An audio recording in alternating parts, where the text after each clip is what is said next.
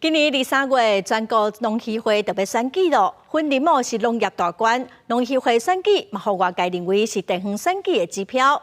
分林地检署今仔星期站小组要来端正选风，嘛呼吁民众若有毁选的情报，就要主动检举。甲红布条揪落来，查实贿选暴力执行小组正式成立。个外月就要全国农协会选举，分林县属于农业大关。过去农协会选举的结果，往往会影响到地方选举。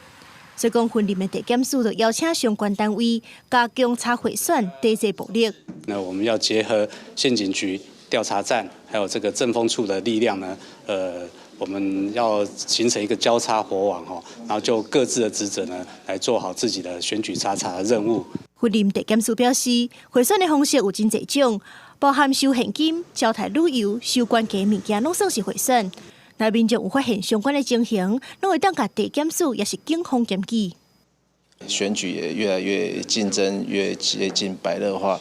那云林县警察局会在云林地检署的指挥侦办之下，跟所有的执法协力团队发挥最大的侦查能量。收报的结果，目前有斗南农会、大皮农会、口湖农会还有水林农会竞争态势较为激烈。那么呼吁所有的这些农会代表乡亲切勿进行贿选买票。检警表示，顶一届分林县农协会选举，计共查到14件贿选案。